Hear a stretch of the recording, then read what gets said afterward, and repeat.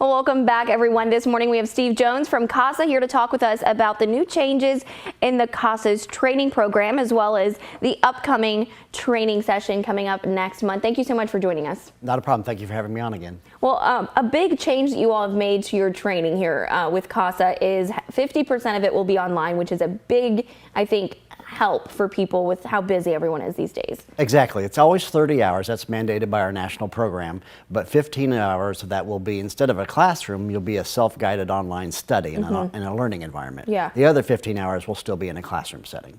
Well, tell us what, first, just what a CASA does, what they do. Remind people that maybe have never heard about it. What does a CASA do and what is their role? A CASA volunteer serves as an advocate for a child. They go through our training and then they are appointed to a case by a family court judge. And they'll meet with the child, they'll meet with the foster parents, the biological parents, the attorneys, the social workers, anyone involved in that child's case. And then they will make regular recommendations to the family court judge to help move that child to permanency, whether that be adoption or reunification with the family. Well, I'm sure talking about it or thinking about it, if you've never been doing, you've been a CASA. I was a volunteer before I started working for CASA. Yeah, yes. and we've talked before. It can be a little overwhelming, or you might have these thoughts in your head of what it might be, or you might be a little stressed out. But it's really just being there for the children. Exactly. A lot of people think that, oh, I can't do this. I don't have a background in law. I don't know social services.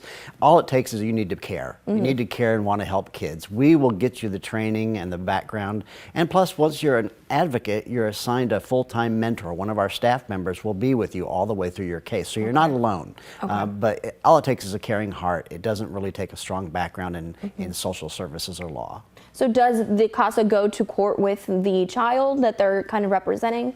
Well, most of the time the child doesn't go to court. Okay. That's one of the reasons why we're there. You will attend court hearings. They happen once every 3 or 4 months, so it's not a huge commitment in terms of going to hearings. You always have one of our staff members go with you. Your advocate coordinator goes with you, so you never go to court alone. And there you make recommendations to the judge on what should happen next for this child. And they really do make a difference in the child's life.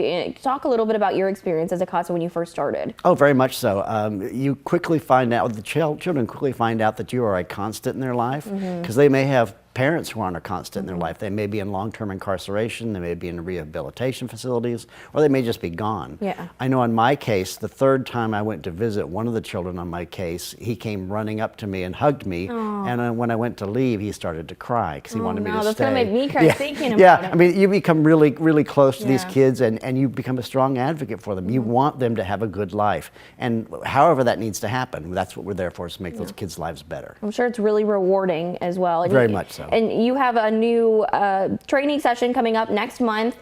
Talk a little bit about the dates for that and the times. Sure. It's the 4 Thursdays in February. That's the 2nd, the 9th, the 16th, and the 23rd. And then the first Thursday in March, which is the 2nd. It's at 5 o'clock in the evening for about 3 to 3.5 hours. It varies each day. That's the other 15 hours of training. That'll be held in Bowling Green. We're still trying to finalize the location, but we know it will be here in Bowling Green. Okay, and there's a QR code up on your screen right now. If you're interested, you can scan that and just go directly to register for these classes as well. And this is, more information can be found up on their website too at casaofsck.org/volunteer. You can contact Steve Jones. He's an advocate development specialist as well. The new Winter Advocate Flex training is next month, so if you're thinking about it, go ahead and register for that as well. Any other thoughts on just being a CASA, and what does a person need to have required for them to be able to participate? The only requirements is you have to be 21 and you have to pass the background checks.